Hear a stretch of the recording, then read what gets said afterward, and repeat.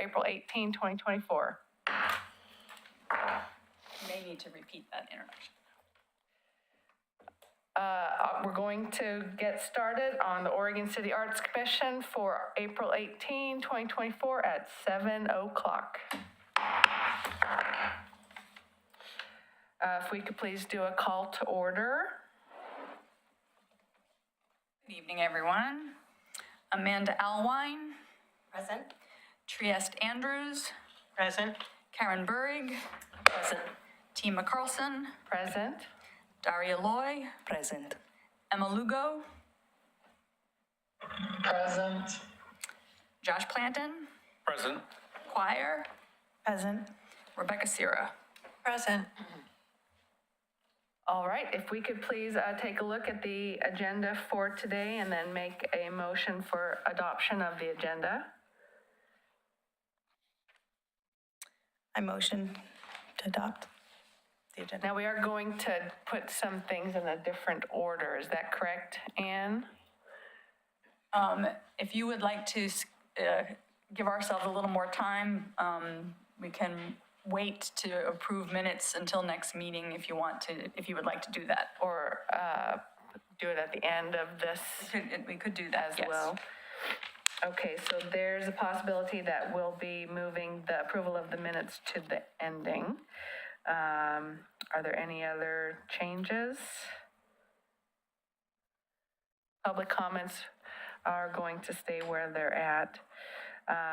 All right, so so you made a motion. First, do we have a second? Yes, I second. Okay, all those in favor, please say aye. Aye. Any opposed? Okay, great. So right now, it looks like we're going to do our public comments at this time. So are you here to speak to the group? You are not? Oh. Oh, well, thank you for attending. Thank you. A letter earlier. Oh, okay. I think everyone should have received the letter from the McLaughlin Neighborhood Association. Okay, great. Okay. Do we want to discuss that at this time? Certainly can, yes. I think it's Yes. most prudent to do that. And then we'll discuss about the 4 artists that will be interviewed later on. So yeah, if you have the opportunity now, we can discuss internally, and then when you're comfortable to speak with the group, then we can do that, so. Sure, I'm happy to answer any questions. Okay. So yeah, if everyone's had the opportunity to review the letter that the McLaughlin Neighborhood Association had, if you would like to discuss any questions or concerns or changes that should be made to what currently we've decided as an Arts Commission. I think the only thing that I'd like to say is thank you so much for taking the time to do that and expressing your thoughts, because I think it's to all of us that whatever we do is comfortable, not only with the McLaughlin neighborhood where it's going to be, but to the community in large. So I really appreciate your kind of input and your view from the McLaughlin neighborhood, so thank you for that. Else? I have 2 questions on the letter. First question is, okay.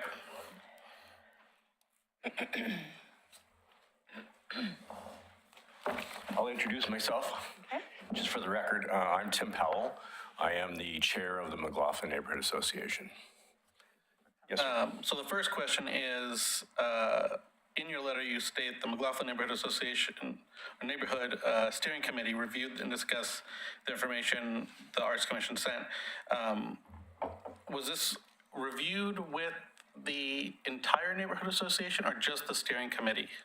Just the steering committee. Okay, and how And many that was a timing issue. timing issue? Okay. And just to go a little deeper than that, the steering committee meets every other month, and the general meeting is again, every other month. So Every other month, okay. the timing of this came down to, we got this after the last general meeting, and we had 30 days before our meeting, or 20 days, and then we met as a steering committee, and that's where the discussion came from. Okay. And how many people are on the steering committee? 10. 10, okay. And then there's another item or passage here. While we didn't feel that any of the examples really expressed the warmth and flavor of the neighborhood, we felt that by using more local materials that are in abundance in the neighborhood, such as basalt wood, et cetera, the artist would be able to find out better, more suitable rendering for the particular site. When you say flavor, can you give more description on that and what your thoughts were? Sure. Obviously, the McLaughlin neighborhood being the oldest neighborhood in Oregon City, and in fact, most of the West, we felt that what we saw, what was represented, that we saw, which was, I think, everything Ann sent us, I think there were 8 artists that were represented. 12, I think. 12, well, which ones we saw. We had quite a bit of discussion, and the biggest concern was we felt it was a little too, many of them were just too modern for that particular location. That particular location, A, being right next to the street, and B, and directly across from the McLaughlin house, and at the top of Singer Hill, which is, that whole area is very historic, in the neighborhood. So that was kind of our feeling, is we felt it was a little too modern, most of what we saw, for that particular area.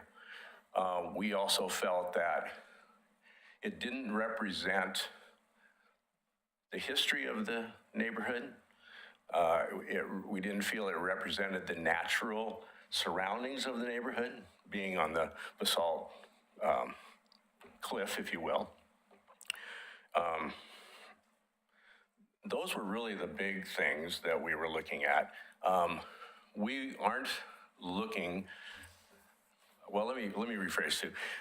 We also thought, from our reading and from what we had seen, we thought these were just examples of what the artists could present, or what they were showing their art.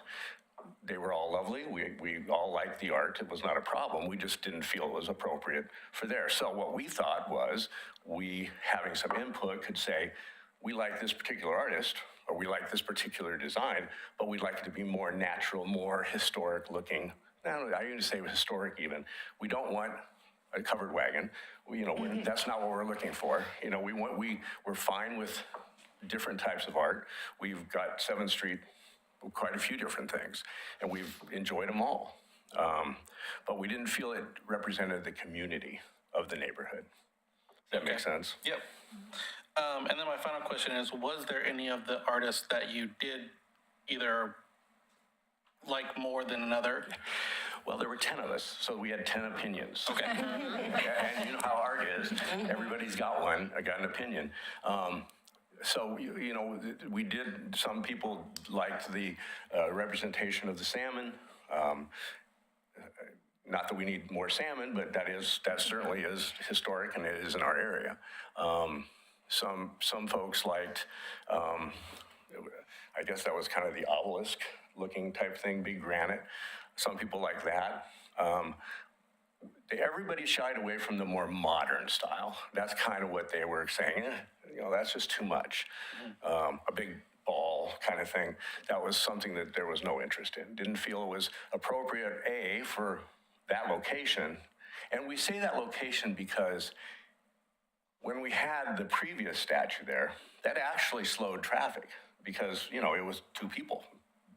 And what we concerned about were kids, things that drew attention to that site. People want to come up, touch it, and feel it. We're concerned about the traffic there because that's on that's right on the corner, and it's right on 5th where people are turning out, or not 5th, but Center, where people are turning out onto 7th Street.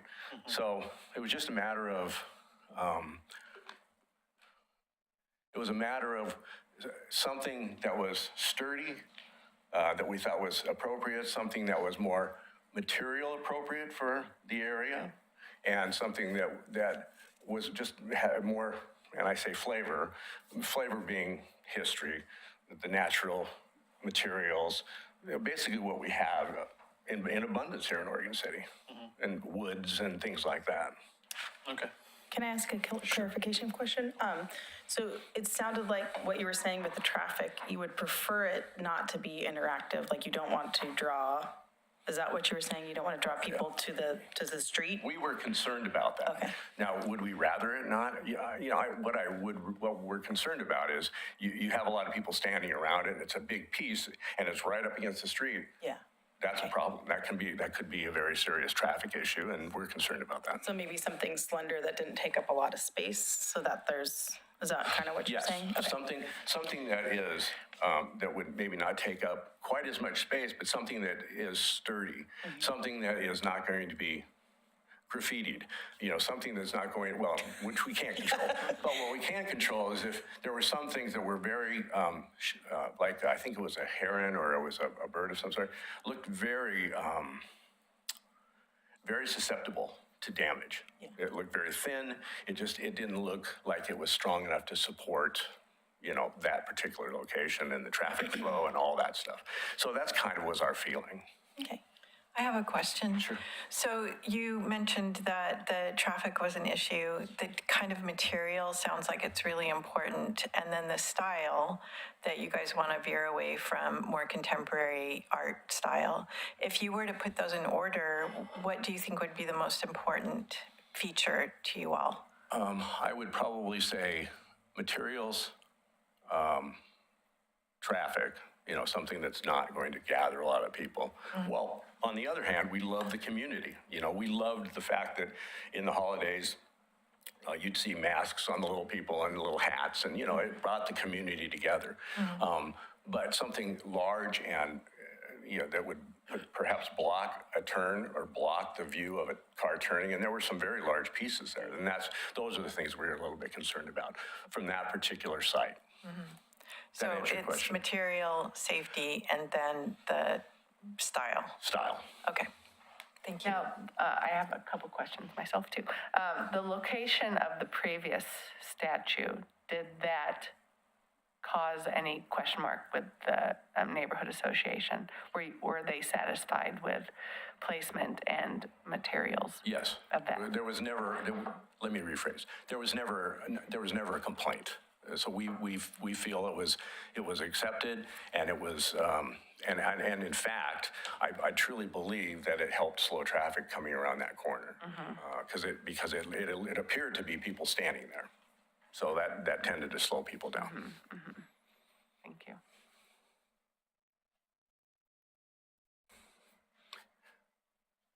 You have any other questions? I would just like to let you know that I do also appreciate the letter, and some of your concerns are also our concerns in when we consider public art, like longevity of the piece, if it's too fragile for the area and things like that. So I just want you to be at ease.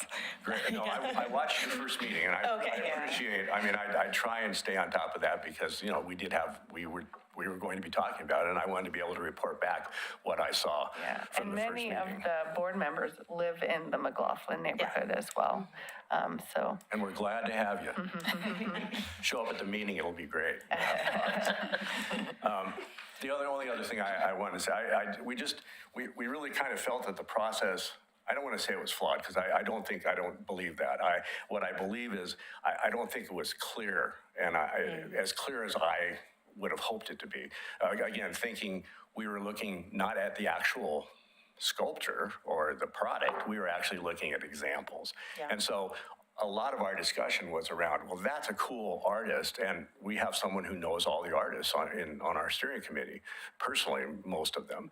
And she said, oh, this guy's great. If you could get his art, this would be awesome, but not that piece, you know? Yeah. So that was the kind of discussion we were having.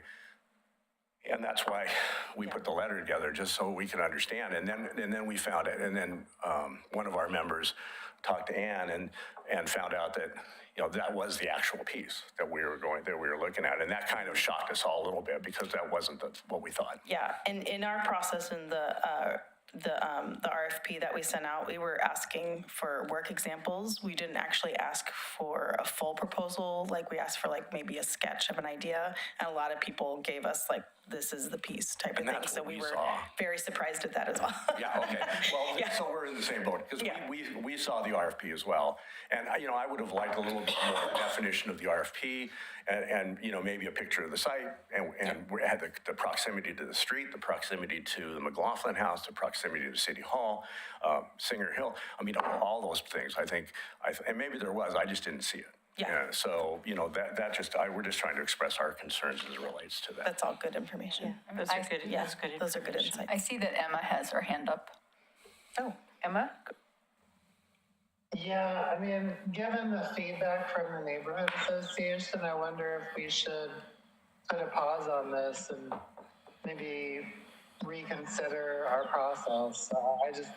I feel like it's really important for us at this point to really be building good relationships with all of our neighborhood associations in Oregon City. And it's like, I understand that we also have our purview as artists, but I mean, should be a community collaboration. So that's just my comment. Yeah, it is something to discuss. It also is part of the community enhancement grant that does have a deadline.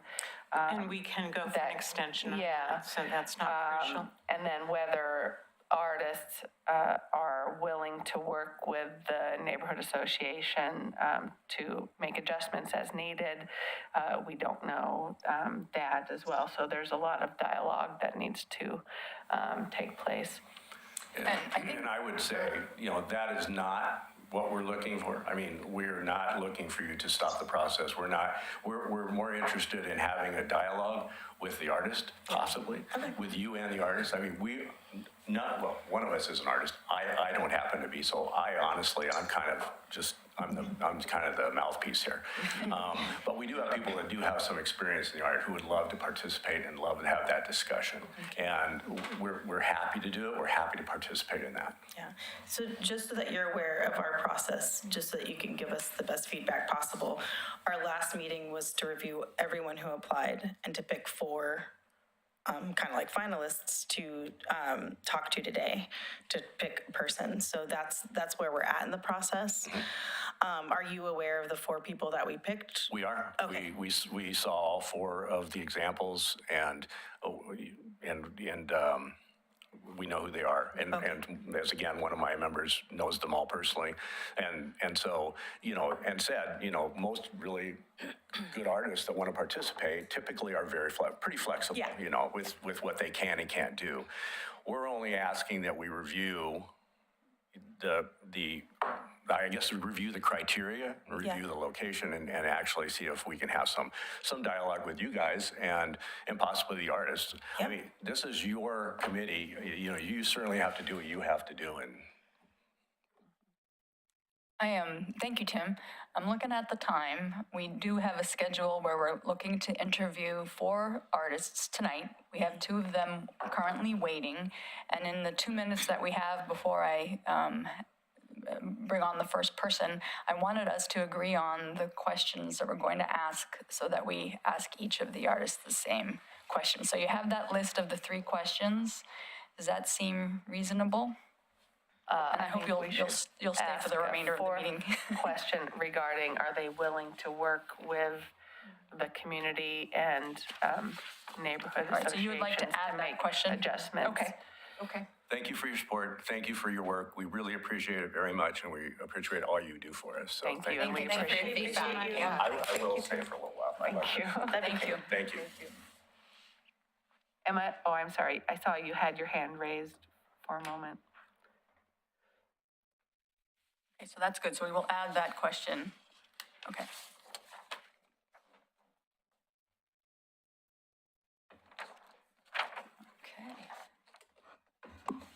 Okay, so we have Daniel Borup as our first artist to interview.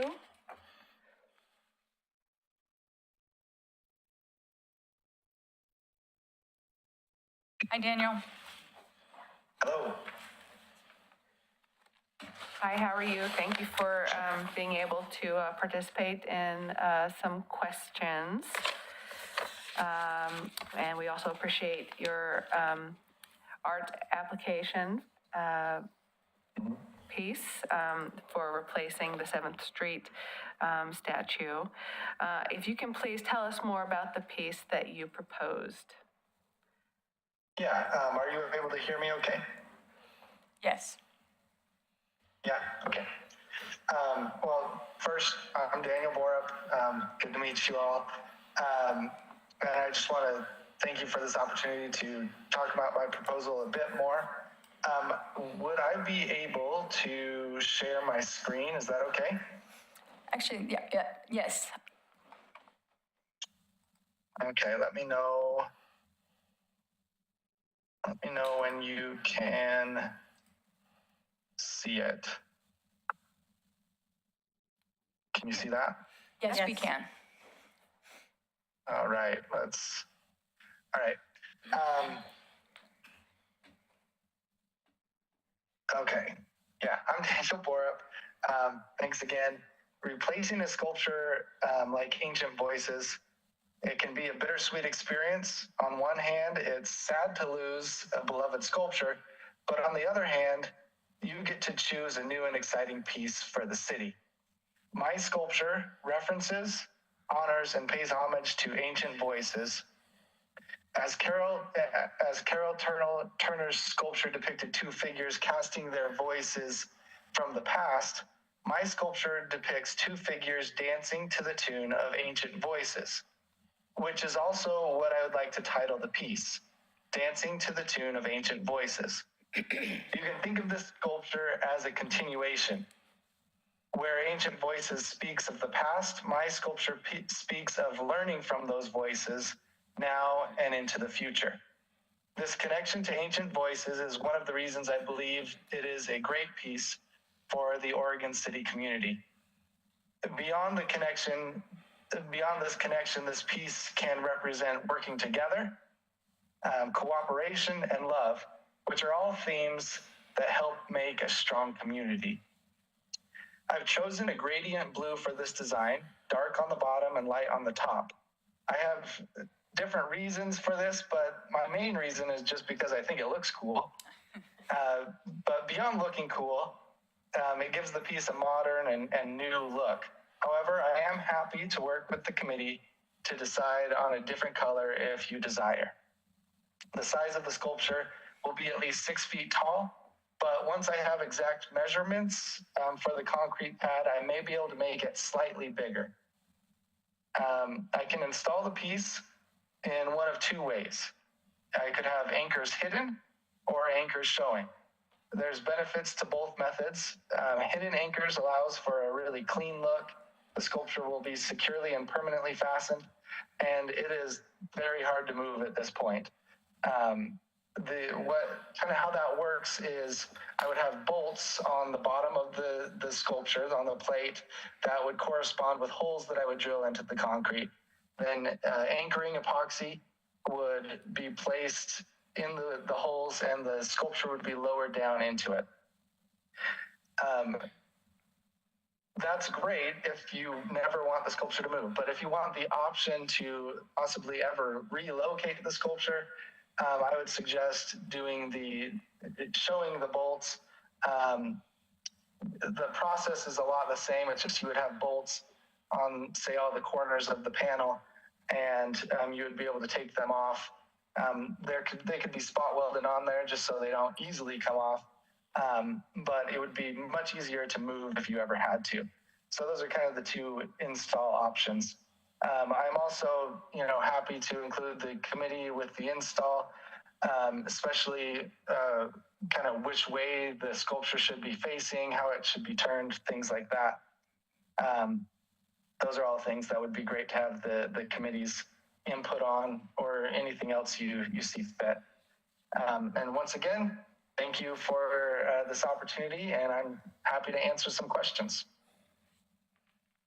Do we have someone else that would like to ask question number 2?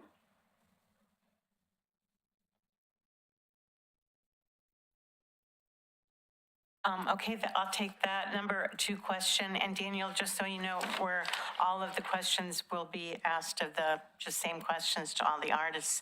But our number 2 question is, what qualities about the proposed piece do you think makes it suitable for the Oregon City community? Okay, I kind of just mentioned this. Just my tie that I have to the previous sculpture, I think, is a really good draw there. But also the, just what it can represent, just coming together as a community, working together. Love, I'm sure there are plenty of other possible interpretations of what it could mean, but I think they're all pretty positive. And I think the community could get behind that. Okay, we have just 4 more minutes left, so I'm going to ask these very quickly. So it sounds like the details about the installation process, you kind of went into depth about that. And then working directly with the Arts Commission for input. Final question is regarding the community and/or neighborhood associations. Are you willing to work with other groups to make adjustments as needed? Yeah, within reason, always within reason, but yeah, I'm always happy. Something I like about public art is there's always kind of this collaborative effort in it, where, the committee might have an idea, I come in with my idea, and we can go back and forth to make it something that's perfect for the location. I'm used to working with committees or associations in order to get the piece where it needs to be. I don't really feel like I'm an artist who says this is how it has to be and it won't change because I say so. I'm happy to work on things. So yeah. And I have one more question. And Daniel, you might have covered this, and it goes back to question 1. Tell us more about the piece that you proposed. What's the actual material of it? It will be in welded steel. Okay. So it'll be super strong. And then the paint, you will be painting on top of that for the blue color. And what will you be using? That will be, it's a company called Seymour Paints. They make this just high solids, industrial grade paint, really good for outdoors, has really good light fastness. There are some other options of coatings. I like this one because it's easy to get the gradients in there. But also if it ever was graffitied or anything, I could tell you the exact color of paint that could just go right over it. So I feel like it's easier to fix than some other coatings. Say like powder coating is awesome, but it's quite a bit harder to fix than this industrial coating. And it's made for outdoors, it's made for metal, so yeah. I'm more familiar with murals, but we do have a requirement here in Oregon City with the mural that it has to be sealed with anti-graffiti sealant paint. Is that possible on a sculpture, or is the paint that you use already anti-graffiti sealant? That's a good question. I'd have to talk to the company about that, but yeah, I could cover it with a anti-graffiti coating. Okay. I've done that before on murals, actually. So yeah. Okay, great. We got less than a minute left. Do we have any other questions? Daniel, thank you very much. We appreciate, again, your availability this evening to discuss. Thank you. Thank you. Thank you. Bye.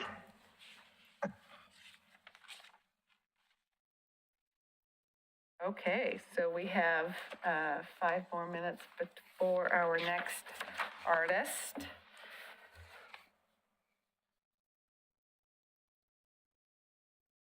During that time, do we have commentary on that, or Miss Ann? Are there any comments on this? built in a Past couple of artist? extra minutes in the Okay. agenda in case like the next one doesn't have the 5-minute I was buffer. on it. Yeah, just in case we needed a little buffer time, I built a little bit Is into the next agenda. artist ready? The next artist is ready, yes. Are we going to have comments about the interview and the piece afterwards? Like, are we going to, we'll do that when we're done? Okay. I would think so. So we are ready for the next artist, Jenny Ellsworth.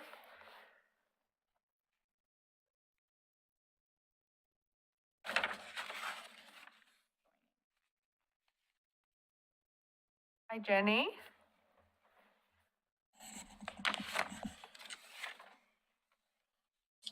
Can you hear us? I can hear you. Great. Thank you for being available this evening to answer some questions about your art application for the 7th Street sculpture. First question, if you could please tell us more about the piece that you proposed. Yes. Do I do the introducing myself part too? Sure. Okay. Yes, I kind of typed all this out so that I get it all in there. So what I have is, my name is Jenny Ellsworth of Berry Forge. I lived in Oregon City for 19 years. I was a commercial metal fabricator for 9 years. I have been creating public sculpture for 14 years. I have 10 sculptures currently rotating throughout the Northwest. I have a permanent sculpture at the Ellsworth House in Oregon City, in Bend at the Deschutes Historical Museum, and we'll be installing a permanent sculpture next month in Bend for the centerpiece of a community park. During the summer, I display at the Oregon Gardens and work on commission pieces. The style I have connected with is organic and flowing, so that hard metal can look soft and pleasing to the eye. So the Willamette Falls has really captured my interest over the years. How it changes each season, attracts visitors, wildlife, and the industrial section where the old paper mill once was. The paper mill was intriguing to explore when it had its auction for the public, especially the giant acid accumulators, tanks used to make the pulp for the paper. So I took some of these ideas and put them into my sculpture proposal. Anne, is it possible to post an image of that? Yes, I will. Do you have anything you want to share your screen, or I can go ahead and do that, Jenny, if you do not? I'm not sure how to share my screen, so no you problem go then. right ahead. I just printed a picture. Terrific. So That's cool. here's one of the images that you submitted. Can you see that, Jenny? I just see you beautiful people. You just see our beautiful people. Okay, so I need to share it in a different way. Hold on, please. And do we have a second person that would like to ask question number 2? Question 2. Okay. Hi, Jenny. Thank you for being here. What qualities about the proposed piece do you think makes it suitable for the Oregon City community? So when I think about this piece and how it would fit in, I see it tying into the history of the Willamette Falls, the Oregon City Arch Bridge, and the industrial look of the paper mill. The way that I would design this piece would be long square arches to mimic the Oregon City Bridge and put them together. So it wouldn't be as chunky as this one. And I just love how the double spiral, you can see there's 2 of them and then it intertwined back to each other. It's very interactive as you move around it.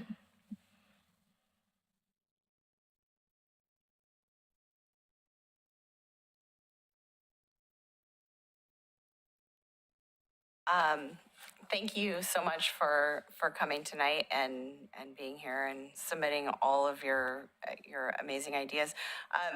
Please tell us more details about the installation process. Will there be a role for the Arts Commission to directly contribute some input? Yes, definitely. The installation process should be pretty simple. I would hopefully have Mike Surrey, another artist, help with his crane and place it. I would also like to put a plaque on the base of the sculpture in recognition of the funding sources, where the funding sources came from. And then the Arts Commission group, I would like to work with you guys on a final color. And I got a moment to talk with my buddy Cyrus, who owns Party Factory, and we were discussing being able to do like a glass infused powder coat so it could give it a sparkle, kind of like how the falls would sparkle in the sunlight. And so yeah, I'd like to work with you guys on that. And then also invite you, while I'm working on it too, to my studio. I'm up by Clackamas Community College. So I'd also like to pop in there and see if there's anybody in the students that, any welding students that would like to come and check it out while in process and if they're interested in the arts. Tied in with that question is the foundation. What type of anchors or whatnot are used to keep in place? I use the concrete anchors. There's ones where you drill and then you put the sleeve that would expand in epoxy and plate that in there. The plate that I proposed would cover the concrete pad to protect it from any further wear. Emma has a question. Emma? So yeah, what color would it be? Is it going to be this color, or would it be a different color? I'd like to work with you guys on that. The area had a lot of brick, so maybe an earth tone, bringing in some reds. It's really up for discussion on that one. Adding also like a glow to it, that's something else to work with. Yeah. Earth tones would feel bright, unless we want something bright. Can you tell us, you had mentioned working with the Arts Commission on input. What about the community and or neighborhood associations? Are you willing to adjust as needed with them? I would love that. Yeah, I work on commission pieces with people, and also I've done a few welding classes where I bring them into my studio, and it's so interesting how people see it a different way. They have different views, and I'm always intrigued with new ideas. Usually it just sparks more. It can get dangerous after a while.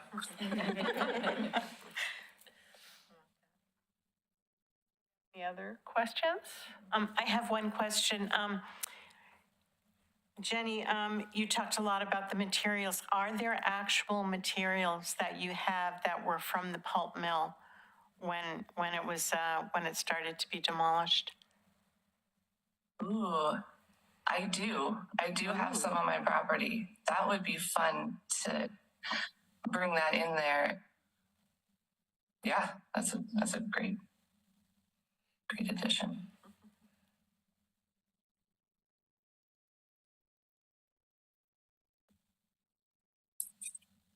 Anyone else?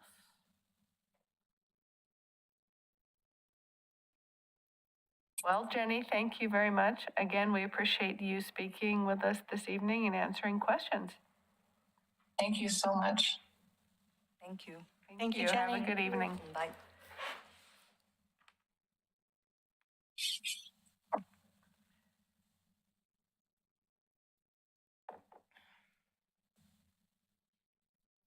People are ready to move on to the next artist. It's Dave Haslett. He is in the weight room. I'd like just to Take Jenny out. everybody make sure that when you're speaking, speak into your mic. I listened to one of our tapes, and if you're not right in the mic, you can't hear every word. So if we could just keep that in mind.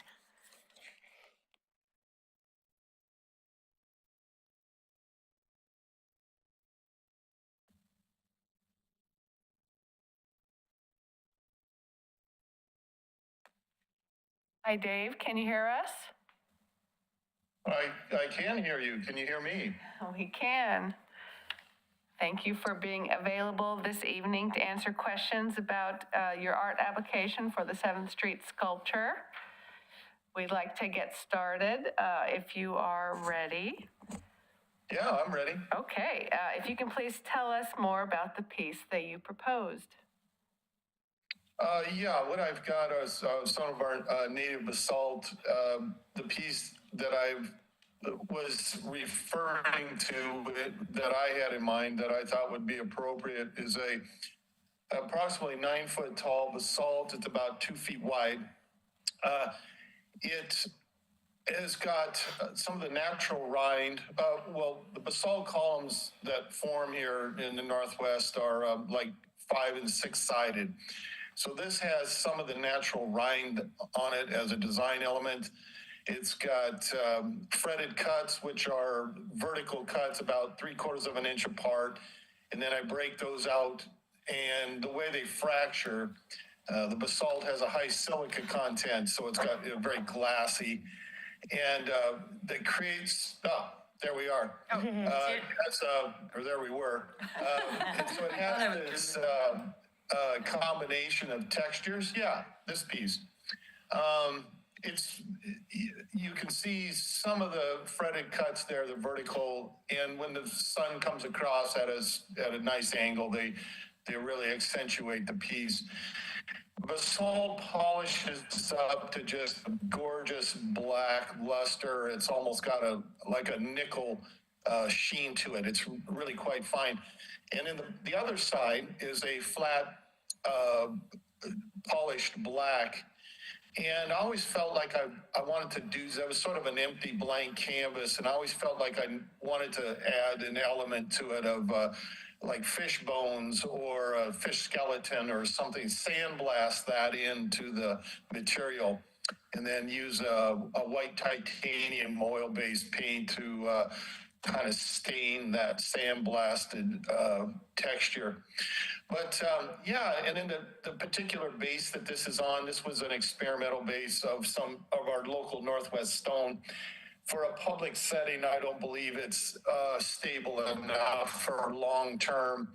And I would propose a steel base, and especially for that location, a round or oval steel base.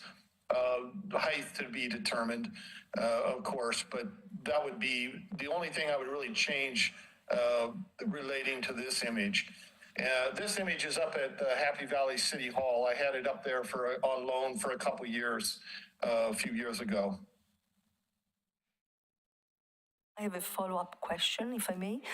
So if I properly understood, this is a piece that has been already built, and you mentioned it was on loan, so it would not be a piece that gets built or created necessarily for the site. It would be a relocation with a different base. Is that correct? That's correct. Okay. With some modifications, like with the other side that you're not seeing, which is just a solid black. Yeah, that's what I'm proposing, yeah. Thank you.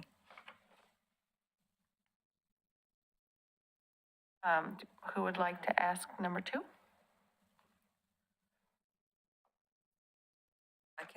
I can go. So David, what qualities about the proposed piece do you think makes it suitable for the Oregon City community? Well, as I propose in my statement, the salmon is a reoccurring theme here in Oregon. And I mean, some days when you drive over the bridge, you can look down and practically walk across the boats that are fishing for the salmon. So it's a very known image. And I think that it's a barometer to the health of our rivers too, of what the salmon runs are doing. And then the basalt, it's a native stone. It's a stone of choice. I prefer it's right here in our backyard. It's all over. It's very Oregon.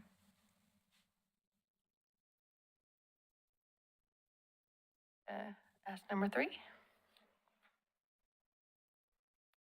Okay, well, you went a little bit in depth of the installation process. If you have any other details for that. And then what type of a role would the Arts Commission have in contributing for input, with input? Well, as far as installation goes, the drill, which I'm sure you're probably aware of, we cone off the street, we get a crane, set the base. Typically, and if it's a steel base, it'll have a flange foot. You can barely see the steel base in this image, but it is bolted down to the concrete. That would be to be determined. I mean, whether the existing pad could accommodate a steel base for this piece, or if some more concrete would need to be poured. The steel base would be picked, set, bolted to the concrete, and then the stone would be picked and set on 2 pins, and then clear caulk sealer. Yeah, absolutely. The council would have input. We would talk about, proportion and scale to the site, the actual location, on the sidewalk, if the current pad is the sweet spot, or if that is a consideration for relocation, that type of thing. And, I would think that a powder-coated black steel base would probably be what I would propose. Could be round, could be oval. Are you also willing to work with the community and a local neighborhood association as well? Sure. In what capacity would that be? Well, if there were any concerns or adjustments, just dialogue to have with the neighborhood association? Sure. Yeah. Okay, thank you. Are there any other questions? I have a question. You mentioned earlier that the backside is black. Is that smooth, or is it textured like the front? And then you also mentioned you were thinking about adding like a skeleton to that side. Are you talking is that just something part as an artist that you're thinking about doing to some of your pieces, or did you want to do that to this particular one? It's okay. So just so you understand how this piece came to be, it's not unlike the logging industry where the columns are sawn. And so think of this as slabbed off of a column. So there would have been 2 points of the 6-sided that came together. And then the backside, I'm saying to this, is a sawn surface that's been polished. And so the basalt is inherently black. And so it's actually quite fine as it is. It's just a very nice black form. The fish skeleton would be sandblasted, meaning a design would be cut out of a rubber mat. And this is how all monuments are carved. They have a plot cutter that would cut out letters, say, and then that's has a sticky back, and that's stuck down to the stone. And then you shoot the sandblasting material and where the cutouts are. And while it's still on there, you can apply paint or these of a couple kinds of colors or whatever. And then you peel off the mask, leaving the blasting only goes in maybe 1/8 of an inch, maybe a little more, but it just is enough to introduce into the surface. Does that answer the question? Yes, thank you. Okay. I do have one question. I'm actually not officially on the Arts Commission. I'm not on the Arts Commission. My name is Ann Griffin. I think in your proposal, you said that there were other pieces in your studio that were available and that the Arts Commission could come and review potentially other pieces. Is that the case? Absolutely. Yeah, I've got, I thought I was going to have an event at my studio last summer, toward the end of the summer, but life happened. I was pushing to get all these pieces done. I've got a 4-foot diameter basalt. I've got a 4-foot diameter round Montana granite that's got this violet maroon crystal. I've got a 6-foot basalt kind of along the lines of this. That's the part of the vertebrae series. I've got another granite piece and an 8-foot granite solstice stone. So yeah, there's a couple pieces to look at. And I've got another piece of green olivine, but I think it might be too delicate for this public setting. But yeah, I would encourage you. I mean, regardless if I become the finalist or not, I mean, you're welcome to come out to the studio. I'm just 15 minutes away, and so yeah, you could come out and see some other potential pieces. That's great, thank you. I have a question. David, with all the little lines and grooves and everything, does moss form over time on a piece like this? That's a great question for maintenance purposes, and I didn't mention that earlier. My pieces have 8-10 coats of sealer on them, and that's to keep the greenie away. But ultimately, stone is just a natural attractant for those types of things. The sealant keeps it away. I pressure wash them maybe once a year, and that's about all they really need. And it looks like this. So if you have a bird land on it, or if you have the pollen we're having right now, if that builds up, literally a hose, even just a garden hose and a brush, you can wash these and they'll retain back to the looking just like they were installed. Thank you.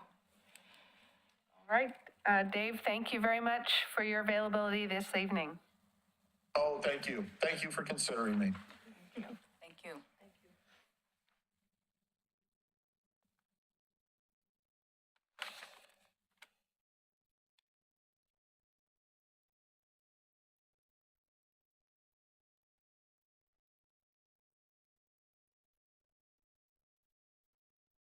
Well, folks, we're doing great for our schedule. We are right on a couple minutes to spare.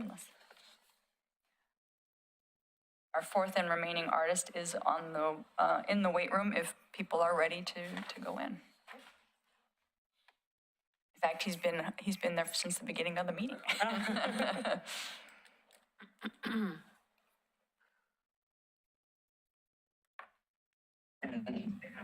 Hello. Hi, MacRae. Can you hear us? Hi, yes, I can hear you.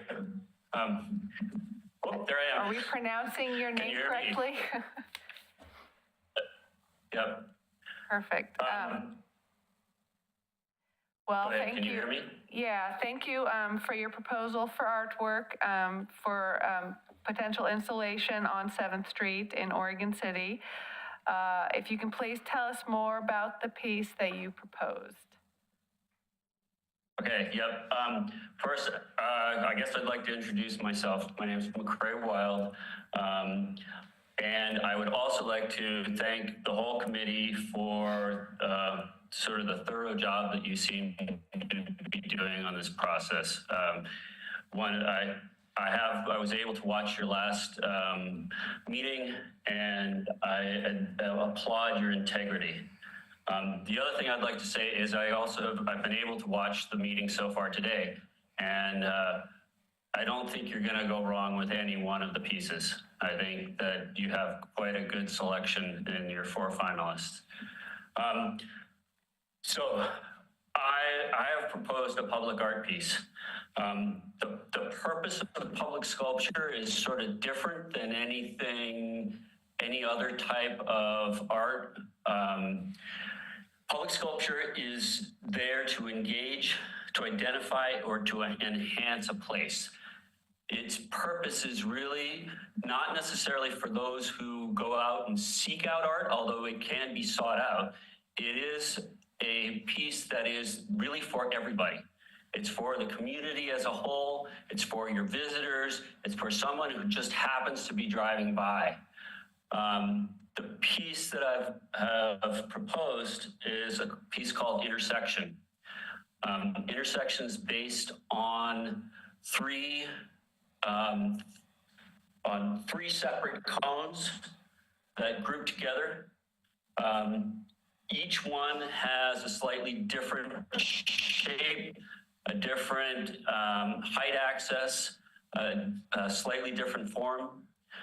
They're all basically, by definition, a cone is two circles that are of different sizes that are joined by a surface. So if you think about a cone or a circle of, say, a circle in society or a circle of friends or a group, each one of these cones can represent different parts of the city, different elements of those that live there, different friends, associates, neighbors, and those that we all live together. The fun part about it is because they all intersect, if you can imagine this as a description of similar to a sine curve, it's every person has their certain place on the curve, but we're all connected in some way. The piece itself is really quite simple. It is something that as you drive by it, you're going to get a quick glance and say, oh, gee, what's that? Why is that there? What does it mean? The reason for keeping it simple is because many viewers are going to be drive-by viewers. It also is something that will allow you to look a little bit deeper into the thought process behind the piece. The other little element of the piece is that its color is derived from found pigment. If you can, I have the model here in front of me. So you can see the interior of this model is a clay, which I found along the way. I've been playing with found pigments for about 30 years. And so what I propose to do is come to Oregon City, spend some time, look at different basalt elements, look at all things and see. I have yet to be able to not find a pigment that is appropriate for a certain for a place. So the interior color of the piece will be pigment from Oregon City. So basically we have sort of three concepts. One is just an interesting shape, something that's fun to look at, something that you could imagine people wanting to almost go inside, move around. It's a shape that changes as you move around the piece. The next is that conceptually, it's about all of the different segments of society that simply because you're living in Oregon City, you somehow are connected with each other. And it would be a way to then be a stepping off point to engage some of the different communities that are part of the region. And then the last is the color pigment, which is part of Oregon City. And I think I probably answered more than one question in that. Do we have anyone that has a question or would like to answer number two or ask number two? Our second question, I feel you touched on it already, but we need to ask it. What qualities about the proposed piece do you think makes it suitable for the Oregon City community?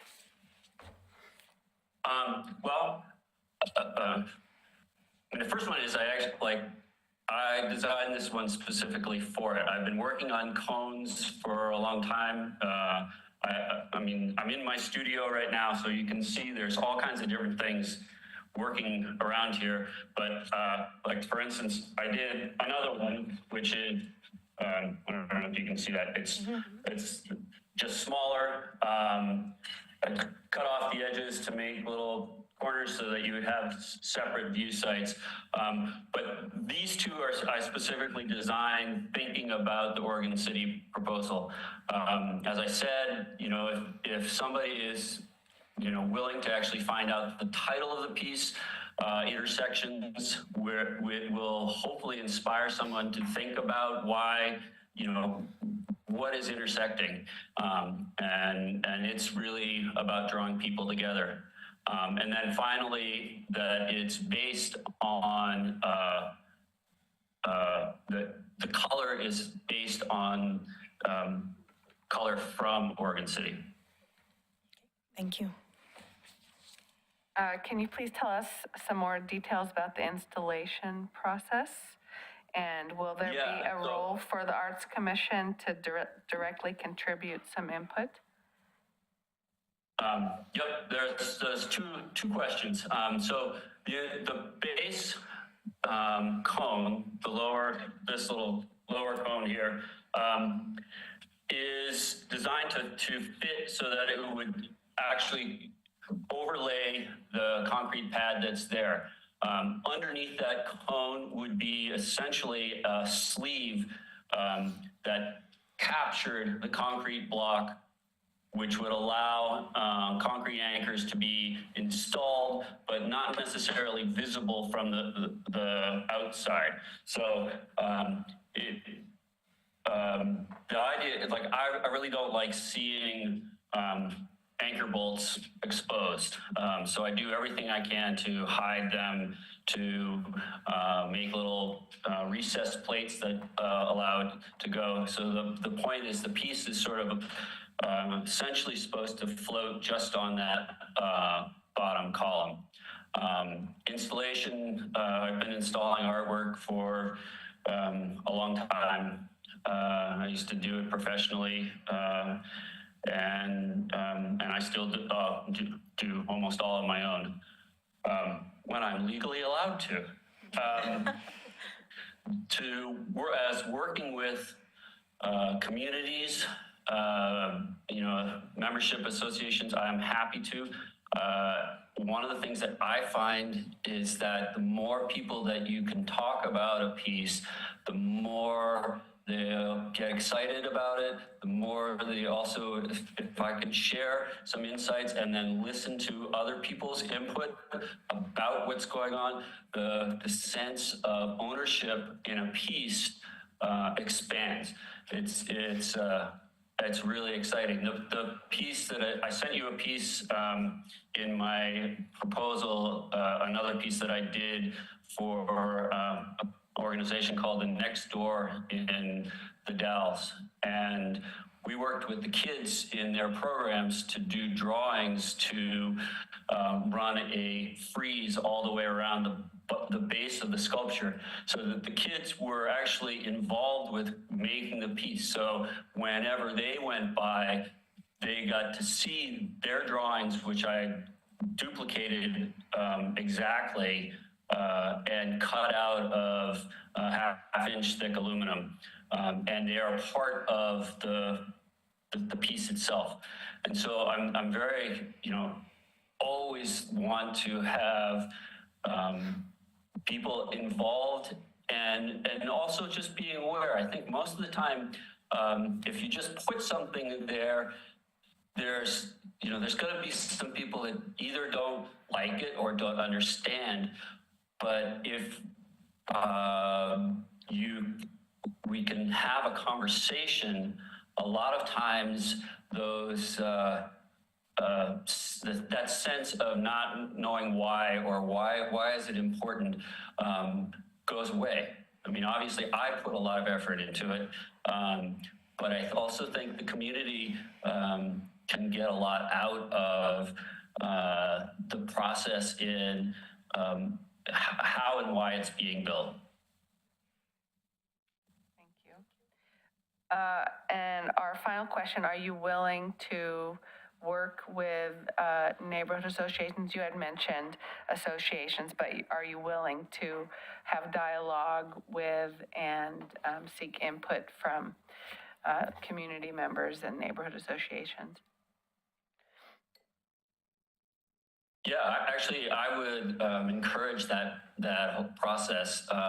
Both, I would love to have people do studio visits, but I also want to come to Oregon City. I don't think I've been there for maybe a year, but I will, I would want to come. I would want to talk to, as many people as I can. It's, again, talking about the project is the easiest and most direct way to get support for it. Yeah, because ironically, this is next to an intersection. And I wonder if there needs to be maybe some additional holes for preventing a block of a line of sight or something. So. Yeah, well, always when you put a piece next to a road, you have to, that's sort of, that was one of the things I was thinking about when I started cutting corners out of the little one.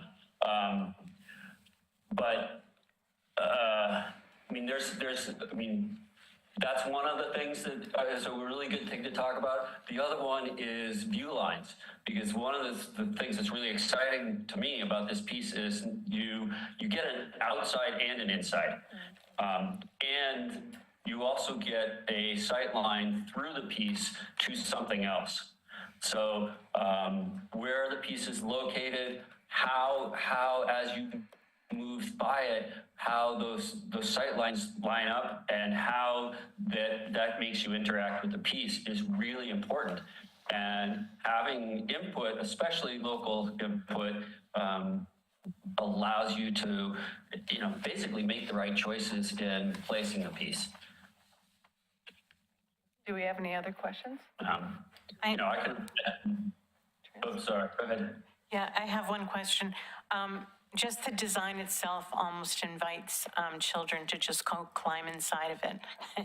And I'm wondering your thoughts on the safety of it and what it's made out of, and if there are sharp edges. And yeah.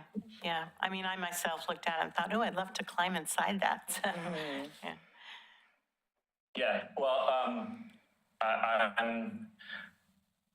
I'm always amazed at how people get on top of things. I've found footprints on the top of sculptures that couldn't, how did you get there? So everything I build has to, be structurally sound, but it's also really one of the most fun parts about a sculpture is when you see somebody interacting with it, and that means sometimes climbing in it. So the piece itself, the model that I've built is basically just plate aluminum. What I would do with the final piece is build a aluminum tubing structure that basically had the whole shape, and then that would be then skinned with heavier aluminum than what's here. But what it would mean is that all of the openings would have a round piece. This would be the tubing that I'd use. It's quite heavy gauge. It's, I basically have to bend these, I'm bending a whole bunch of circles, which in itself is a lot of fun. But so the lip all the way around the piece, what it does is it does two things. It gives it a soft entry, soft, smooth surface, but it also gives the piece visually a sense of thickness, depth, and actually weight, despite the fact that it physically won't be all that heavy. Visually, this outline makes it for gives it some visual heft, is maybe the right word. All right, thank you very much. We appreciate your time this evening. Thank you so much. Thank you. Thank you. And once again, I really appreciate all of the effort that you have made. And obviously, you've spent quite a lot of time looking through lots of different art proposals. And having been on the other side of the table, I know it's not an easy task. So I applaud what you're doing. Thank you very much.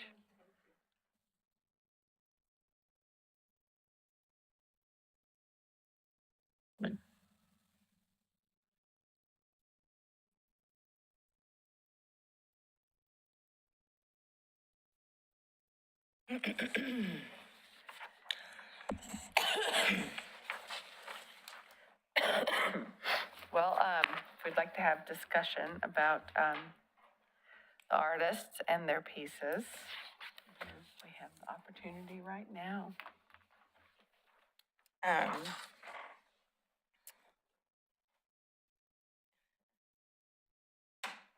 You look ready, choir.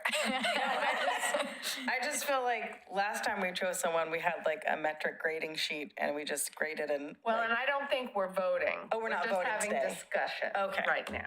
I still feel concerned about the last proposed piece. I do think it would take up too much space in the area and make that corner not safe as far as a pedestrian waiting for a car to stop or somebody turning out. I'm concerned with the safety of that piece.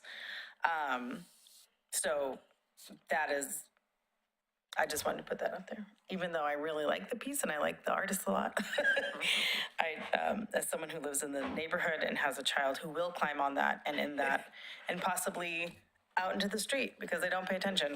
Like, I feel like it's a magnet. It's like a portal from like, go to the street. Like, I don't know. It's a really interesting piece. And one of the things I've been wondering about is maybe we have an RFQ list of artists that we like their work and we like their pieces and they're pre-approved so that as other projects come up, they're shortlisted in a way. Yeah. So that's, if we really like this piece and we like the way, I loved how he was going to come find color from the region. Yeah. I thought that was so interesting. I'm in agreement with you, choir, that I feel like I really like the piece a lot, but for that location, it's not the right piece. Yeah. And since I'm talking, I'm going to talk about the blue piece. I feel like that it is visually narrow in terms of what relationship means. It's a man and a woman dancing, and I feel like our community is much more broader than that. So visually, I feel like it's limited. I love the color. I think it's joyful. Maybe there's another place that a piece like that could go. But, you know, when we were talking earlier about the historical significance of that section and that the materials were really kind of a priority, I feel like that's not the right piece for that spot. I just would like to chime in and say that I agree with both of you. I think that the last sculpture that we talked about, again, it's a safety issue. It's super cool. I love it. But talking to the microphone. I'm sorry. It's probably not the right sculpture for that space. I did want to talk about the second one. I really appreciated her idea of using materials from the paper mill and bringing that in. I feel like out of all four of the suggestions, that one really embodies the spirit of what we're looking for more than anything else. Yep. I might try. Oh, sorry, you were about. Go ahead. I might chime in. I'm kind of, we're all agreeing tonight, which is amazing. I do share the same concerns with the blue piece. I think we are broader than one standard way of looking at relationships, so I do have your same concern with that piece. I also agree, you know, the fourth piece, I love that piece, I think it's fantastic. Yet I do agree that not for that location. I can visualize it being so fantastic on the McLaughlin Boulevard walk, and then, you know, centering with that thing towards, you know, some of those beautiful trees on the other side of the river. I can see that would be fantastic, and, you know, if kids climb is a park, right? So it would be beautiful there, but not in this location. And I also agree that the second piece, I was very impressed not only with the fact, as you were saying, about utilizing reclaimed pieces. I really love the story that I think, I didn't capture completely in the submission. So it was really wonderful to hear it from her. But I also really love the way in which the artists articulated their interest and willingness to work and participate in the community. I thought there was a way in which she did that was very powerful. Yeah, I definitely think that it felt like that would be the most collaborative opportunity for community participation. I like the concept of how she was inspired by the bridge, how she was inspired by the paper mill and the water. The water's so timeless, and that's something that is connecting our community all throughout time. And so I feel like doing something conceptually that can reach back that far, but also reaches forward to what's here now, is really cool. I guess a couple comments. I hear the concerns about the last one and being climbing and children. Does no one see that same issue with the second one? Kids climbing and it blocking traffic and all Well, that? and also being a right-of-way. I think they're the same issue. Blocking line of sight, yeah. Well, I think her proposed piece was actually taller. She showed the circle one as the shape, but she said that the dimensions would be taller. Right. Oh, just taller for kids to climb on. Well, taller as in it's not big around, so that's not blocking. I think there's a difference too, because when we're talking about that fourth proposal, there's a lot of solid space there where drivers might not be able to see through. However, the second piece had a lot of open area where it wouldn't really impede your view as much. Okay. I'm sorry, did you talk with Public Works at all about the art pieces and their views on within the right-of-way? So yes, Public Works is definitely aware of this process. And they will need to work with the artist and have them go through a permitting process for the installation. The heavier it is, the taller it is, the more that we'll need to have that process be approved by Public Works.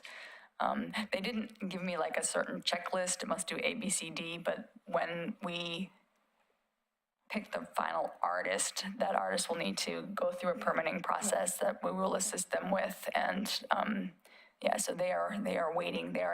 Public Works is standing by to know what our decision is, and we'll work with the artist for the safety of the installation. I wanted to make a little bit of an observation about the comparison that was drawn between number 2 and number 4. I think, the similarities being that they're round and large, but I think there are very substantial differences from the perspective of how semiotically they are inviting climbing versus not. And I think the 4th piece is like a cocoon shaped. You feel like you want to go in right away.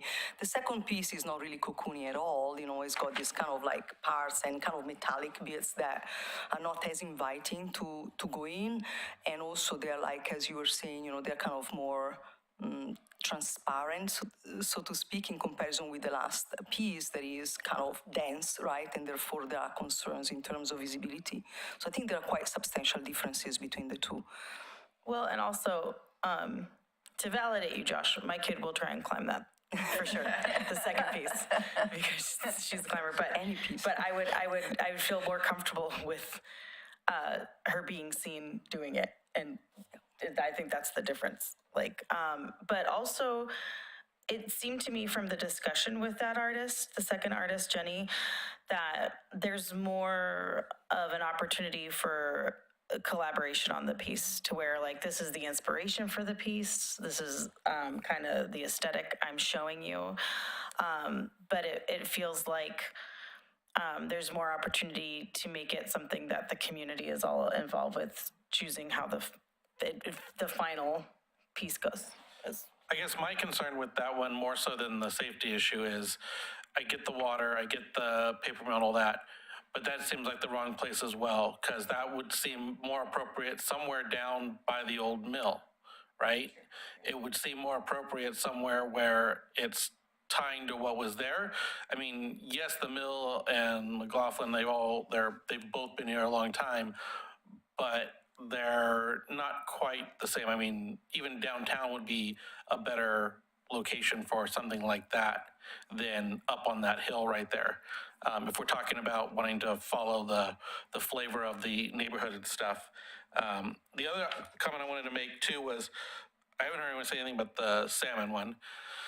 My only concern with that one is that I think up by, what street is that? It's on 7th and up by Midway, there's another salmon sculpture right there, rock, just the same, 4 or 5 blocks away. So I think it would be a little, again, I like the piece, but I think it's a little bit too close comparison of the two. It feels like we're running out of ideas. I agree with that 100%. I did like how he had other similar statues at the shop that could be looked at if that did not work out. But At the same I feel like it token- also has an issue with the blocking the view. One thing that I do like about his work is that we are, like, that area is on top of a basalt cliff. I mean, to bring that element in is really representative of the area. So I do appreciate that. I don't necessarily think that the salmon is the right sculpture, but if there are others that we could look at, then that might be an option. Although, I mean, I have to say, I agree, like, we don't need another sermon probably. But, at the same time, I also do personally appreciate an artist that creates a custom piece for the site and for in response to the community request versus having a series of ready-made things to choose from, like a catalog. I mean, I feel there is something about having a piece that has been dreamt of and created specifically for the community and specifically site. There is some magic in that cannot be substituted by someone that has got ready pieces to move in a new location. Speaking of location, does it have to stay at that particular location? Anne? Wow, no one's asked that question. Well, one getting hit by another car. 2, the issue with it blocking the line of sight at an intersection. I think that's a question worth exploring. Could it be in a different location? I mean, I think Public Works needs to give us their insight, like, immediately. And I think the only thing that would limit us would be the grant and Public Works. I mean, if we got a permit to put it somewhere, they would just have to clear that. But does the grant limit us in any way to where we can put it? When we submitted it, did they approve it only because it's replacing I don't think there was something? anything specific. It just was the replacement for that sculpture, but I don't think it was specific to the location. The only thing is the foundation already there? Is the concrete slab still there, which I don't know. I mean, almost if you put it on the other side of Center Street, closer to the McLaughlin, I don't know, that's historical. We might not be able to go in there, but it would get away from the safety issue of people trying to turn right onto or turn left and trying to look around at something if it's on that side. Definitely worth taking a look at, although I wish we had asked about that and thought about that at the beginning. Well, we did. We did. Brought it up Yeah. several times. Can I ask a question? Tim, can I ask you a question real quick? Because I feel like as part of your discussion, you were saying that the intent of putting the sculpture there was to slow traffic down a little bit so that it was safer for pedestrians? I don't think that was the intent. Okay. I think it got moved. It was moved there, and I think it was moved to put it into a more park-like setting at the McLaughlin house, near the McLaughlin house. It was moved from 2 blocks up, Oh, okay. and they moved it down. And Across from the library, right? Across from the library. Yeah, it was across from the library. And I think the big issue with that was a pedestrian crossing. Okay. And they needed to make room for the flashing light. So I believe that was the reason they moved it. I'd have to check with Public Works, but I believe that's the case. And then they moved it further down, and they thought it'd be more of a park-like setting. Okay. Thank you. You're welcome. I can see Emma's got her hand up again. Yeah, I just wanted to say that I'm gonna have to go here in just a minute, but I thought number 2 by Jenny was just exceptional. I feel like that's the right sculpture of the 4 that we have to choose from. It's beautiful. It's just absolutely beautiful. So that's my vote. I'm gonna have to leave early, I'm sorry. Thank you. Thank you. Thanks, Emma. Thank you, bye.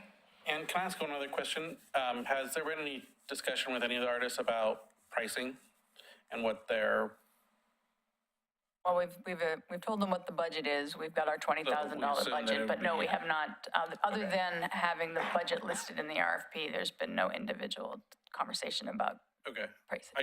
If there was a major price difference in pieces, that might be a little bit. Yeah, it's like Dave's installation with cranes and whatnot, how much. Sound like all of them are gonna have to bring in some type of crane to lift it up and put it down. I guess, so we're discussing right now, are we want to discuss like artists in general? Because it sounds like all of them would be willing to modify their designs a bit and talk to the community more.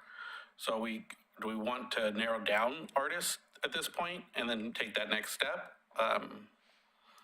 Or what's our plan going forward? Are we ready for a vote yet for tonight? Are we ready for that, or? I don't know if we have to make a final vote. I was just suggesting maybe we narrow it down to 2 more and then, because it sounds like none of the designs quite hit every mark. They're not going to. And they're not going to necessarily, but all of them seem willing to work with us, and if they can modify them a bit to maybe make it fit a little bit better, and then we get the question asked about location, that could be a major factor. I will talk to Public Works about location. I don't know that we can necessarily move it particularly far. Maybe, I mean, that's a very, very busy intersection, but I think it would remain in the general corridor, the general area. I do really like your idea, suggestion to maybe trying to narrow down to 2. He might actually make also the investigation with Public Works easier. They would have to only look at 2 things, maybe. I mean, our original goal for tonight was to try to narrow it down to 1. The only constraint that we have is the enhancement. I mean, and the Arts Commission should apply for an extension, and that would give us through the end of the calendar year to spend the money, which I think is very doable. But that's just something to keep in mind. I think it's doable. I just want to keep it in mind. Well, I think that with the feedback we've gotten from the neighborhood association, that it might be wise to ask for more time. Agree. So can you say, what's your suggestion? That we apply for the extension so that we have until the end of the calendar year to spend the funds. I think that was a given. I think we are absolute, even if we had decided tonight, we still need an extension. I mean, it would give the artist 2 months, which may be doable, but I don't think anybody would be comfortable Maybe with if that. the piece was already ready to go. Yeah, like that one artist that was ready to go, yeah. Can I make a suggestion then? So we apply for the extension, tonight narrowed down to 2, maybe schedule site visits with those 2, and invite people from the I keep saying homeowners association, the neighborhood association to come and see those and talk through, what are some of the thoughts and see what the artists can come back with, and then we can make a final decision off their updated. Does that work for everyone? I love it. I think that sounds great. Yeah, I think the only reason I would like not to vote tonight is to make sure that the McLaughlin neighborhood is included and that they have the time to be able to be included in any decision. So I think that's a great idea to interview, be able to make the McLaughlin, have the McLaughlin neighborhood included and go from there. And I think there's room for in addition to the McLaughlin neighborhood, just to spread the word. I know we won't have time to talk about it tonight, but I know that Rebecca and Daria, the information that they shared about putting together standards for outreach and engagement when there is a public call for artists, I think there's some great opportunity there to standardize that process. Yeah. Lake Oswego has a great program where they include all the public on the decisions for the sculptures that they're purchasing and for the sculptures that they kind of lease. And, yeah. It would be useful to maybe have a conversation with them because, I mean, obviously, eventually someone has to make a decision because it's very hard to have everybody agreeing on one thing. So it'd be nice to learn more about their process. And I agree with you, Anne. I think that it would be very valuable and important to extend the conversation beyond the neighborhood association because I think, the sculpture is in Oregon City and there is many people in the city that pass through that area and that I think have got a voice that should be heard. I have a question. So are we going to narrow it down to 2 folks or are we keeping it at the 4? I think we should narrow it to 2. 4 site visits would be a lot. I agree. I think we should narrow it to 2. Yeah. Okay. How are we going to narrow it down to 2? Do you want to just, I guess, go through the list and say yay, nay, and then whoever has the most yays are the 2 artists? Or people can write down their piece of paper. selection on the piece of paper. Okay. I'm gonna You don't have a pen, but I'm going to find a pen. I have a pen. I'm all out of Does anyone need a Who needs pen? paper? all over my paper. Who needs a pen or paper? I need paper. Hold on. I wrote notes over here. You need paper? Okay, pass those. Thank you. There's paper. Oh, I'm sorry. Can you hand it back? I made a mistake. So are we, I'm just writing their names. Write down the name of Just two write down the name of Write down the name our of the top 2 2. artists. Write down the name of 2 artists we want to have each. Oh my God.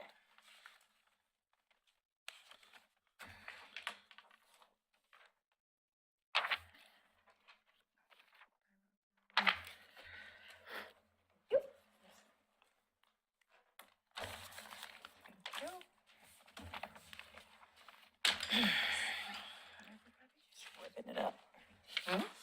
Ripping it up. Oh, yeah, it's secret ballot. There's one more than half. There's one more. So much for secret ballot.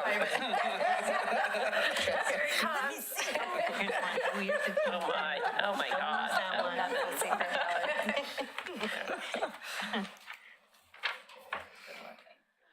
Oh, man. While you're counting, Ann, do we want to kind of go ahead with that? I have a little information with a conversation I had with Lake Oswego this morning. As you're counting, would it be okay to do that, Ann? Oh, Madam Yes, Chair. I'm sorry, Madam. Okay, so we're finished with our discussion items. If you would like to, yes, go on with communication.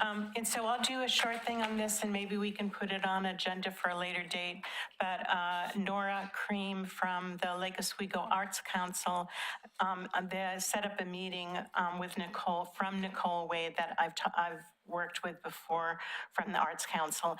And it's specifically for what they're presenting is a sculpture cleaning program in partnership between Oregon City and Lake Oswego. So they would ask for a group of volunteers that be willing to clean sculptures in both Lake Oswego. They have up to about 50 now. We could go through what we've just completed on our art survey and see how many sculptures we have. And my only very strong suggestion to her was I felt it was very important to offer some kind of stipend or something for those people in order to do that program. Although I said a partnership with Lake Oswego on any level would be amazing because they have such amazing art programs. So when I mentioned before that they have a whole public, when they go for a sculpture, they do it publicly. They get public input from all of their community for the sculptures that they're looking at. So that's something that I'd like to talk to her more about, but it's just a great resource. So we could talk more about it at another meeting, put it on agenda, but I thought it was a pretty exciting offer, especially as the Metro Enhancement Grant is coming out again next year. We can apply for 2 years in a row, then the third we have to take off. So that's an important thing for tonight too. Do we want to move ahead? Go for another Metro grant and go on one of the projects that Kathy Rowe has priced out for what needs the most, help or replacement. And so do we want to do that? Because we have to get that in by May 17th? No, May 17th is just the date for when you let the committee know about an extension for the current grant. Okay, that's the deadline for the, I'll look it up. Okay, but Who's going to extension. file the extension? Say that again? Who's filing the extension? I was going to file it just Okay. because I had done the grant. So Okay. it's just, appreciate I've been that. told that it's as simple as a letter. Just have to write a letter, give them our progress, how far we've gotten, how much time we need. And I think it'll be really justifiable because we don't need a lot of time. We just need a little bit more time for the artist. Hey, Trias, Can I- do you think you, sorry. Oh, no, it was good. Can I add, Trias, if we're talking about, or at our next meeting, if we're talking about starting to fix sculptures, the salmon bench, which is probably the most stabby, cutty situation we got going on. Yeah. We need to. Yeah, I'm going to try to, I'll be able to come to the meeting in May. I'll put something like a draft together, and I want to try to keep it general because we have so much that we could put another enhancement grant towards. The volunteer group is more for light cleaning, and it's a fantastic program. She has a conservator that has done this professionally for years, and they train the group. You go to a training, and that's all included. You don't pay for it. They teach you how to clean it. They teach you what to look for before they send you out, and they send you out in pairs. So you have another person, and you do, light cleaning, maybe some little bit of power wash, but just soap and water on sculptures, so it's not really huge. nice. Hey, Trias, do you think that we could invite for the next meeting the representative from Lake Oswego? I tried to have her. She goes to school on Thursday nights. Oh, and so okay. she said, I can't make it. Okay. I would love to have her come. That would be the way to do it. So let me present it just as an idea to put on the agenda, and maybe I'll even see if Nicole, who she reports to, Nicole is kind of the director of the Arts Council of Lake Oswego, maybe she can come and talk about it because it's worth getting as much information for all of us as we can.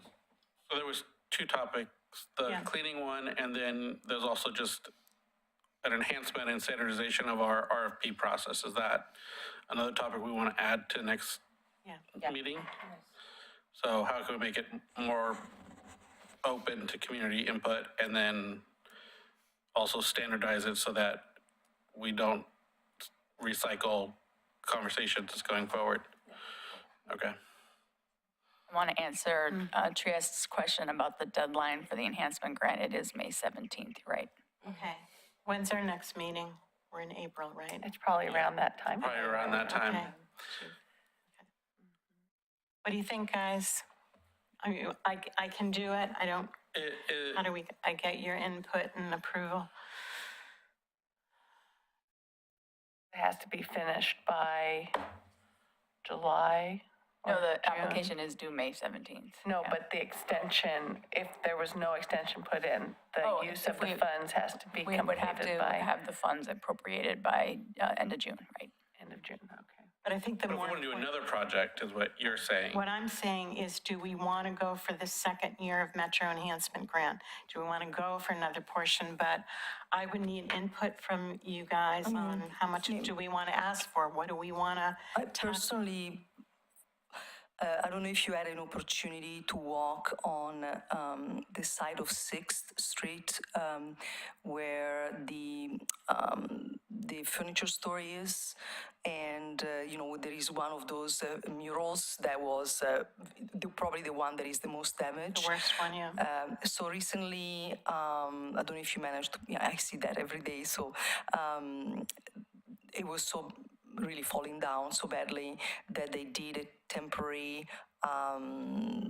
patch with what looks like bitumen or some sort of black tar that they put behind the wall, and then a couple of screws in the wall to keep it from falling down. So that is degrading even more rapidly that we kind of even anticipated before, and I think it arrived to a point where that specific mural cannot be restored, so to speak, but certainly is a wall that would benefit from something else, maybe to be to happen. The only thing I would be concerned about is that that's building ownership for that particular structure. I don't think that's something that we as the Art Commission would go for a grant for. No. We could go for, if the wall was in good condition, we could go for a grant, put a It's mural on really- it. But we can't, you know. I'm going to ask us to table that for a second and go back to the conversation about the, if that's okay. Yes, please. So I did tabulate the votes, and Jenny Ellsworth got the most, followed by Dave Haslett. So if we're going to vote for two, then it would be Jenny Ellsworth and Dave Haslett. Okay. I do want to ask you what you think about what is the process, though. Like, so are we going back to them and saying, what are you envisioning as the next step? I think what would be most efficient is that we make a committee. We include people from the neighborhood association. We include at least one person from City Works, like to talk about installation, and then we include one or two of us to go to the actual studios and talk to the artists and see their work and talk about collaboration. That's what I propose. Okay, let me think about that. We can get input from Public Works during the course of the day. I don't know that we would want to require them to come to an evening meeting, but I can make sure that I get the right information that you need from them. Well, the site visit doesn't have to be during night. It could be during the day. I just don't know what people's availability is during the day. Depends on the day.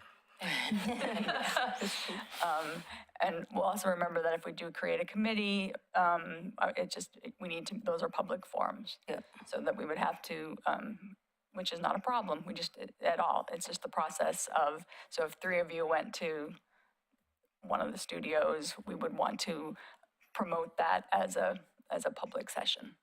Okay. That's only if there's more than two of us, right? Yeah. Right. So if only two of us are on there, If only two of you go, that's fine. Yeah. then we wouldn't have to necessarily Maybe have we it do that. public. I would like to go if we do it. Yes. Me too. So we have our two volunteers. Yay. Yes.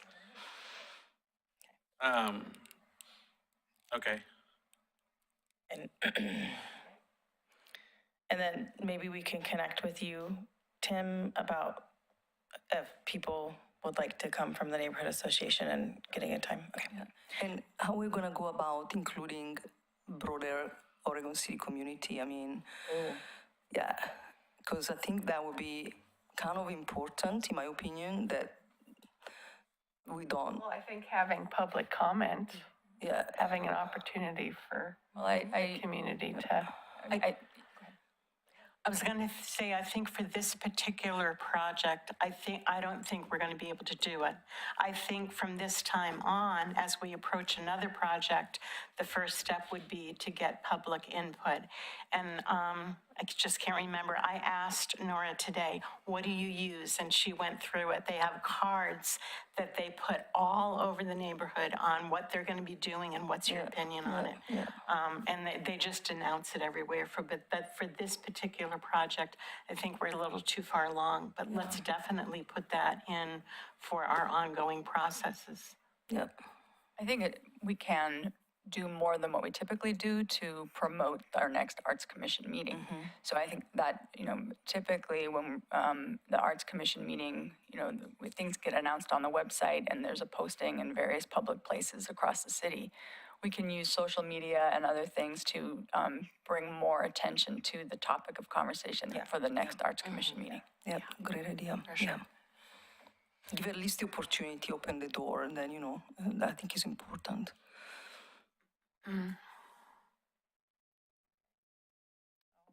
I would like to also ask a piece of clarification. So we have our 2 volunteers and we have our 2 artist finalists.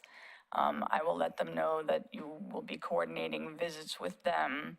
Are we asking them, what are we asking them to do though? Are we asking them to submit a different idea? What are we asking our artists to do?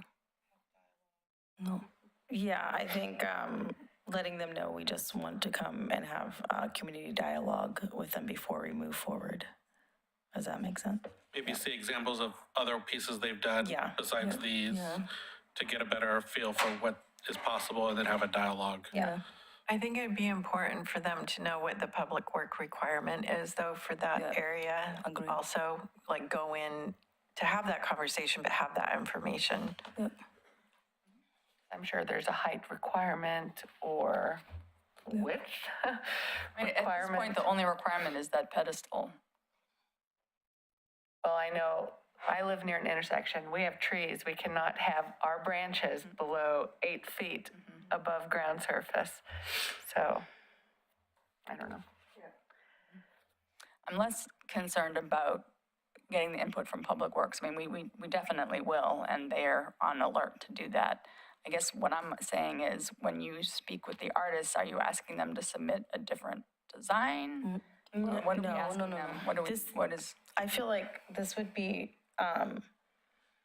us and people from the neighborhood association going and talking with artists about seeing some of their other pieces, talking about the ideas that we think are important. Some of the limitations maybe that we think. Yeah, some of should the be limitations, considered. and then getting a better idea of what the final piece would look like on a collaborative level. So say, for instance, if we went to a studio and the person were just like, well, I have 3 pieces that are ready to go. I could modify them this way, this way, this way. And then that didn't work, then we would know that person isn't for this project. Yep. Does that make sense? So I think it's just more of a conversation of what we're wanting to see, how we would like to collaborate as the Art Commission with them and the Neighborhood Association with them. And yeah. Yeah, I think it's really about having a more hands-on experience of how collaborative they would be in actual practice when things start unfolding, and putting them in front of some of the limitations, some of the desires, some of the observations that have been made, and maybe having a taste live of how they respond to that type of feedback and what kind of ideas are they responding with a open mindset and growth mindset to sort of come up with new ideas, or is there sense of closure? I mean, I think it would be important to understand and get a taste for the type of relationship that will be established over time, no? Yeah, I agree. And, so just to be clear with them, we're not expecting a final piece at this visit. No. Or a final proposal. It would be great to see, it's a studio visit is what we're asking for. So we'd want to see pieces that are in their studio. We'd want to see other pieces besides the proposed piece, I think. Yeah. Is that? To get a sense of, abilities and kind of ways of modifying the design and willingness to modify and kind of lateral thinking and, Would we have a date of when we're going to make that final decision for the final artist? That's a good question. I guess it depends I on would how hope fast by you our manage. next May meeting, we would be able to. Which I just checked the calendar, that's May 16th, because I'd like to even include that in the letter of extension. Yeah. That we've decided, or we're going to decide on an artist and then So It'll be a short I extension. would imagine maybe what we could do is that we have the visit obviously between now and then we come up for the next meeting. Part of the meeting, maybe we put in the agenda a space for us to provide our feedback, what we learned in that meeting, some sort of mini report, so that everybody, maybe we try to distribute it ahead of time, if possible, so that everybody, we can have a conversation and try to have then closure based on what we've learned. Yeah. Would you be able to visit with both of them with sufficient time before the May meeting? I feel so. Yeah, I think so. I feel like Mondays are good. Mondays are Mondays perfect. during the day in the morning are good. Mondays are Just to put perfect. that out there, Tim. You got some people, free Monday. Yeah, Monday's good. Well, then I will communicate with all of the artists, and I'll thank everyone for their being part of this process. And I will let Dave Haslett and Jenny Ellsworth know that you guys will be reaching out to them directly. Okay. Okay. Yeah, we do have their contact. Yeah. Okay, great, we got a plan. Do we want to approve the minutes very quick before we adjourn? Oh, real quick, back to the conversation on the enhancement grant. So you said our next meeting is on the 16th. The 16th. The day before it's due. Do we want to come up with a proposal by then and approve and submit? I mean, I off the top of my head, I think of a few things. One is, if we like both these artists, could we get another grant to do the other statue somewhere else? That would be so wonderful. Nice. I like the idea very much. Second is, could we go, and I know there was a couple different programs that were thrown out at our work session in January. We talked about, I came up with it, or didn't come up with it, I mentioned the $20 art show we get for that, or we have the mural program that the Portland Arts Council was working on. We can get money for that. So there's a couple different options there. Do we want to just spitball some proposals for the next one and come back and Wish just we had pick? more time. Those know. are all But great Can I ideas. make a suggestion real Next quick? year. Well, Unless if we go this year, we can't. can I make a suggestion? Yes. And I don't know if this is allowed or whatever, but could Trias and Josh get together and choose something to write the grant around? And then just come back to us and say, hey, here's what we applied for. Because any and all of these suggestions are great and we could use all of them and we could use more funding. Yes, and I love your idea of being able to do both those artworks. That would be so wonderful to have more sculptures, public art, and it would be so cool. It would be fantastic. I'm happy to volunteer for that. I think what's really cool, because, we have the social media project kind of dangling out there, is all four of these pieces had really wonderful stories behind them. And so I think getting that out across social media of these are really cool pieces of art. And while this one may not be right for this particular project, here's the story behind it. And that was something that really stood out to me this evening as all four of them spoke, was they each had their vision for their work, who they were as an artist, and then for that particular piece. And that's great marketing stuff. Yeah. Those are good stories. So I would really like for us to be able to use those.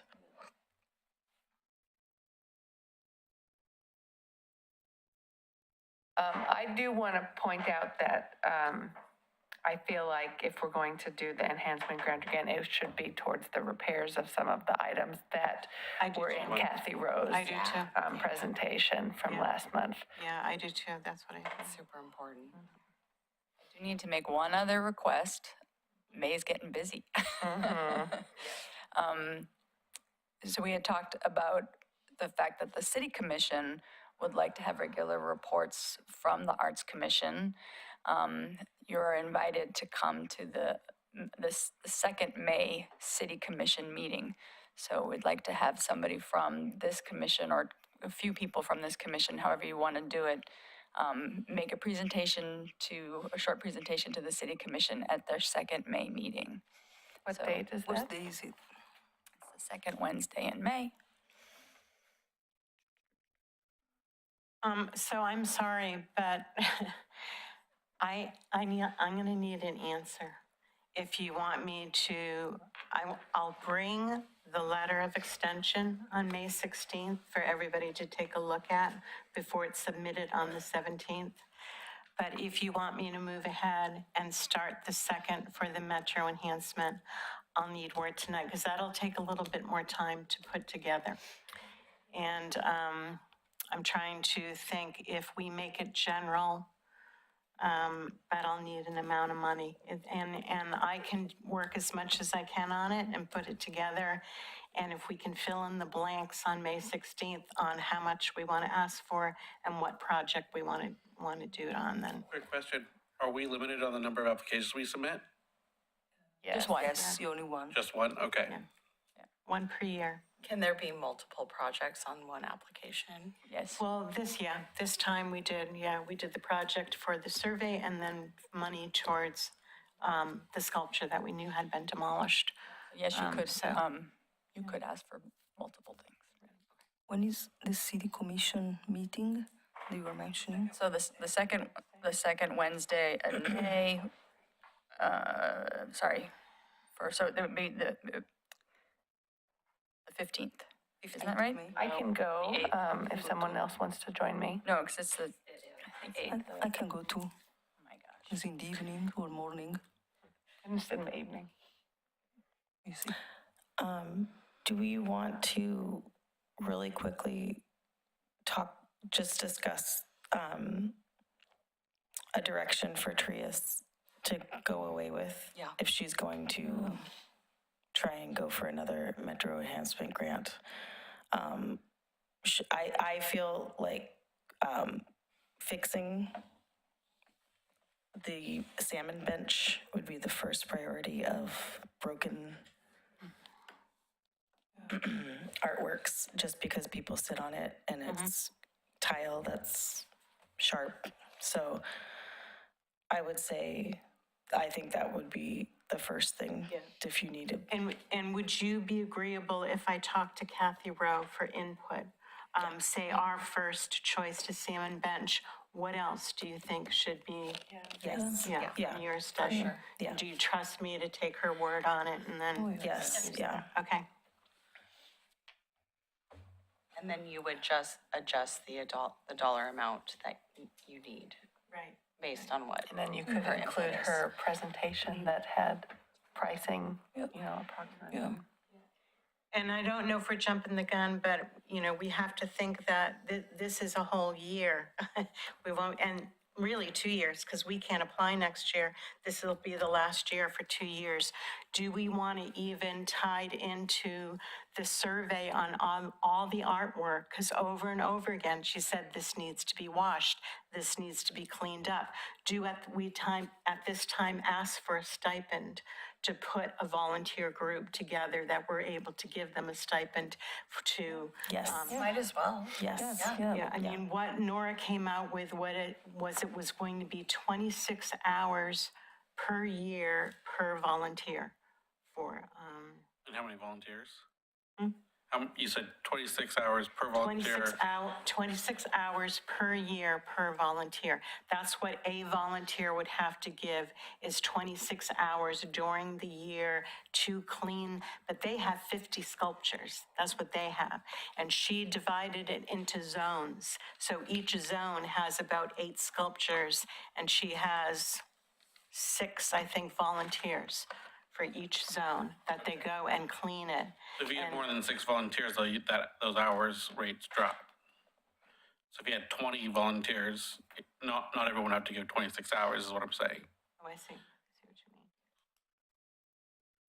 mean. Okay. Okay, it's worth another conversation with her. I'm not sure if we're ready to do that yet, but it would be a good time. We won't have this money for 2 years. This is gonna be it for 2 years, so, Well, I mean, we could just ask for as large as we can think of for yeah.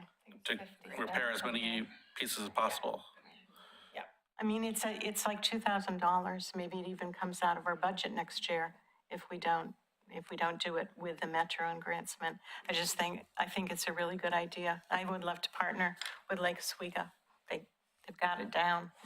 I would say the cleaning one, and then I would like to throw in some type of an event, either money towards other, we had money that went out towards events last year.